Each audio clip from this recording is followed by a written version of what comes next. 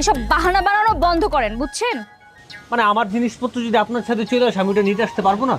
জিনিসপত্র আসে না তো, জিনিসপত্রকে পাঠানো হয়, এটাই সমস্যা। আপনার কি মনে হয় আপনার ধান্দা আমি ধরতে পারবো না? শুনেন, লাস্টবারের মতো ওয়ার্নিং দিচ্ছি, আমার ডান্স ক্লাসে এসে ডিস্টার্ব করা যাবে না, বুঝতে পেরেছেন?